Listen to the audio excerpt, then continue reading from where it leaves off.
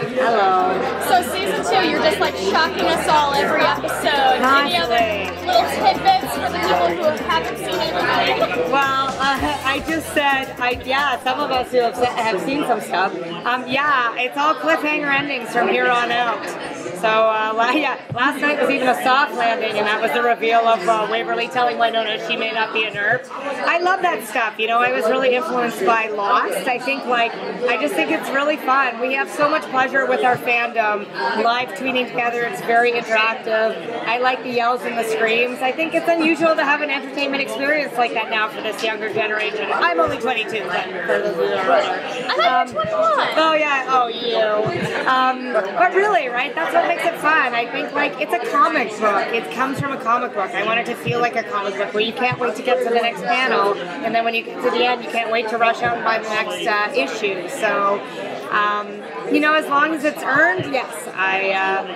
We used up a lot of story this year. It's gonna be fun.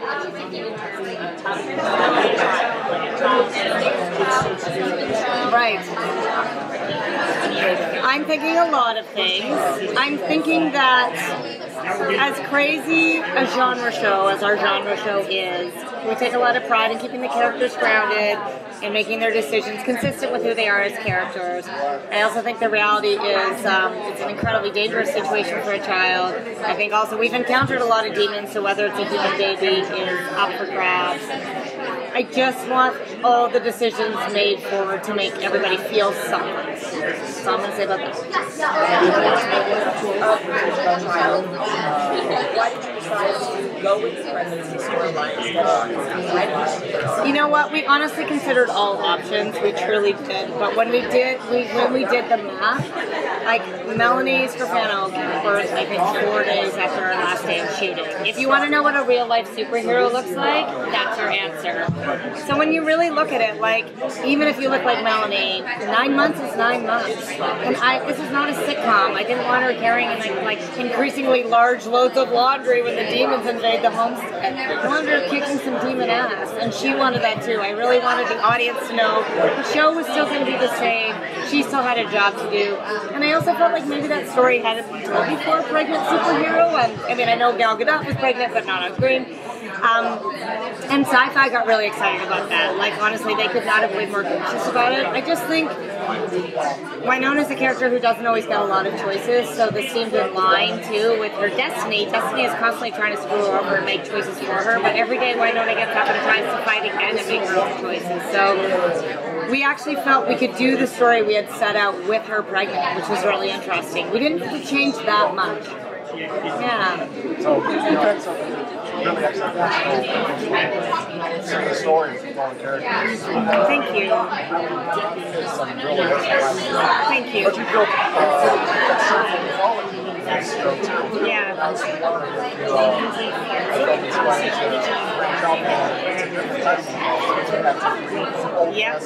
Yeah, always.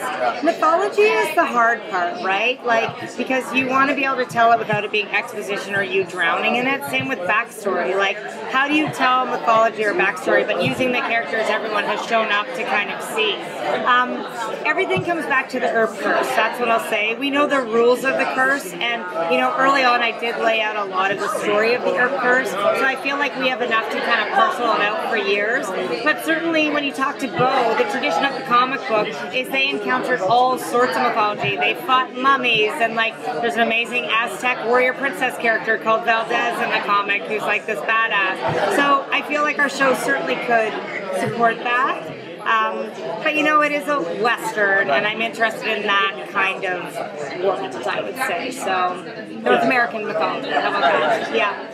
So you weren't here for the silly question last year. If you had to throw cold spaghetti at any one cast member, who would you throw it at? Just for fun. And then for fun, Melanie, just because, or Tim, because he'd be so wounded. I'll throw it at all of them. Is it cooked spaghetti? Yes. Is the spaghetti sauced? Yes. Is it going to ruin something nice they're wearing? Possibly. Is it their wedding day?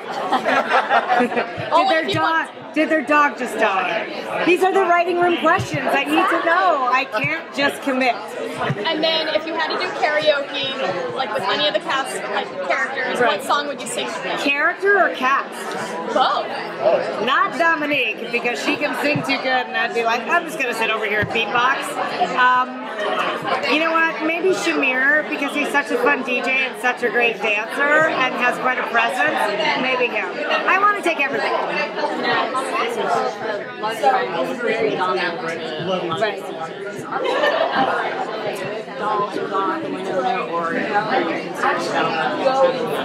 I just don't want it to be a traditional love triangle. I think it was instrumental with Lost Girl, and like that was great. I think I'm done that story before, so I'm a little more interested in things that are complicated. I really like that these characters, although they're complete fuck-ups, are grown-ups. Do you know what I mean? I think they all like each other, which makes it a little bit less of a straight line. I think they're not all straight. Speaking of straight lines, so no, I don't think it's a traditional love triangle at all.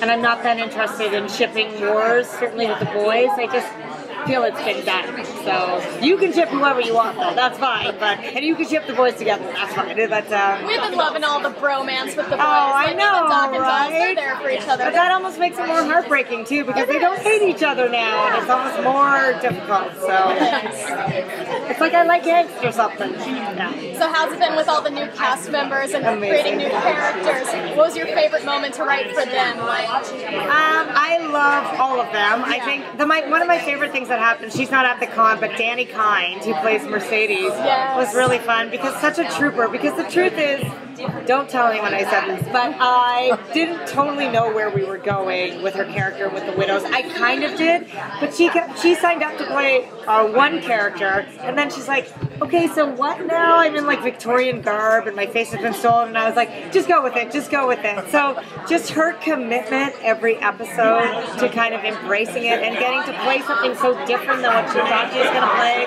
was really joyous. But also falling in love with Tamara and Varun. Like, I think we had different fates for them in mind, but just seeing what they could do and seeing their chemistry with certain cast members, I really like tweaking it, you know? I always say you really have to have a plan or you'll die, but you need to see what you're getting, too. You can't be immune to the fact that, like, this couple you wanted to pair up don't have any chemistry. You have to be brave and be like, that's not going to work. We need to do this. So I loved seeing it evolve, and they've just fit right in. I quite honestly, I know we're such a love and it's so boring, but we really do love each other on set.